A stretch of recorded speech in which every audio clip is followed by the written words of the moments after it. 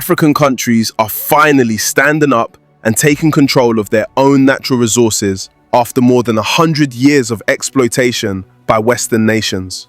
For generations, Europe and America have been extracting valuable minerals from Africa, paying very little for them, and then making enormous profits by processing these materials into expensive products. Africa provided the raw materials, while the West kept all the money. But that arrangement is ending right now. What's happening across Africa is truly remarkable. Multiple countries are simultaneously banning the export of unprocessed minerals.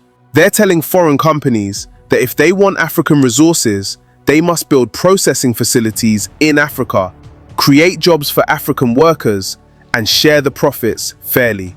This isn't just symbolic gestures. This is a fundamental restructuring of global economic relationships. The Democratic Republic of Congo made a bold move in February when they announced a complete ban on cobalt exports. This decision sent shockwaves through the global economy because the DRC supplies 70% of the world's cobalt, and cobalt is absolutely essential for making electric vehicle batteries.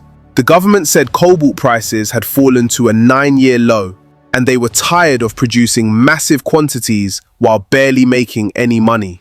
So they simply stopped selling it. The ban was supposed to last 4 months, but got extended to 8 months.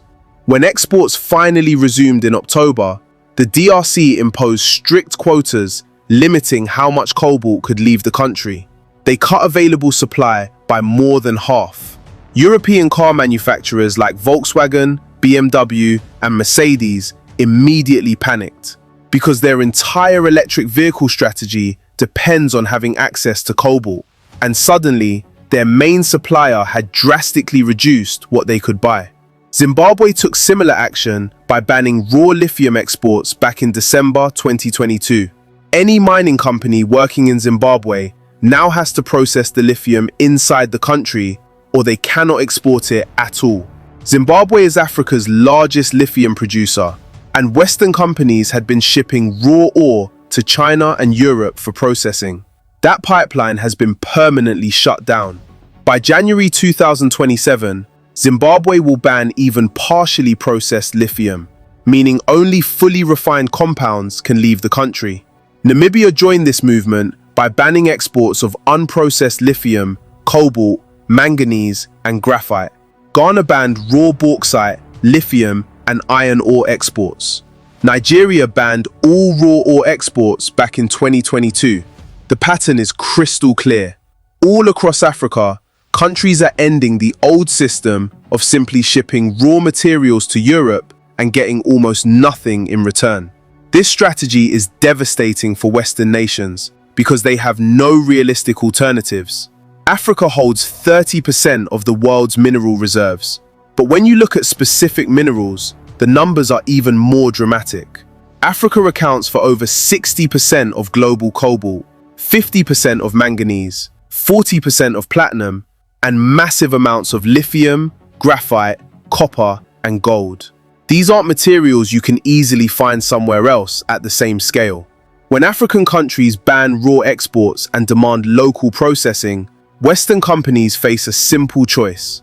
They can either build refineries and factories in Africa, share profits with African governments, create jobs for African workers, and accept African ownership stakes, or they can lose access to the minerals that power electric vehicles, renewable energy systems, artificial intelligence infrastructure, and defense technology. There is no third option. Zambia announced that all copper must be refined locally before export. Zambia produces around 800,000 tons of copper every year, nearly 10% of global supply. Copper is essential for everything in modern technology. Electric vehicles need 4 times more copper than traditional cars. Artificial intelligence data centers require thousands of tons per facility. Every piece of modern technology depends on copper. The response from mining companies has been extraordinary. Over $7 billion in mining investment was pledged to Zambia between 2022 and mid-2024. Major companies backed by billionaires like Bill Gates, Jeff Bezos, and Ray Dalio committed billions to develop copper deposits in Zambia. Why? Because these companies understand that if they don't invest on Zambian terms, they will lose access entirely to resources they absolutely need. China has been moving aggressively to secure partnerships with African nations. The Chinese premier visited Zambia in November 2024, the first such visit in almost 30 years.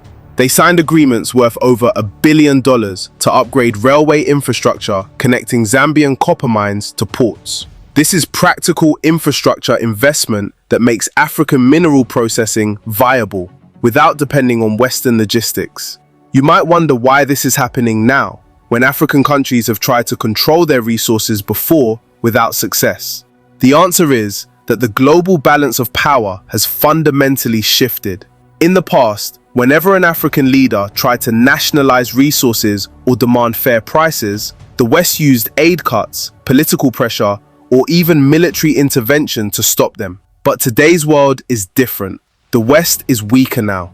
Europe is struggling with an energy crisis. America is dealing with massive debt and internal political divisions. Most importantly, Africa now has alternatives. China, India, Gulf states, Russia, and other partners are offering infrastructure investment and fair trade deals without political conditions. When Western nations threaten to cut aid, African countries can simply turn to other partners. Demographics strongly favor Africa's position. Africa's median age is under 20 years old. The continent is about to have the largest workforce in the world, bigger than China, India, and the European Union combined. Meanwhile, Europe and America have rapidly aging populations with collapsing birth rates. They need young workers, and Africa has them. They need consumers for future markets, and Africa will have 2.5 billion people by 2050. For Europe and America, this transformation creates serious problems. The European Union bet everything on transitioning to green energy with electric vehicles and renewable energy. All of this requires African minerals. Europe doesn't have these resources domestically and depends entirely on imports. Now their suppliers are restricting access unless Europe agrees to African terms. German automakers face an existential crisis because they designed their factories around batteries that need lots of cobalt. When the DRC restricted cobalt exports, these companies suddenly had to either redesign their entire production systems at enormous cost or pay whatever price the DRC demands. Either option destroys their ability to compete with Chinese manufacturers who switched to different battery technologies years ago. The bigger picture is clear.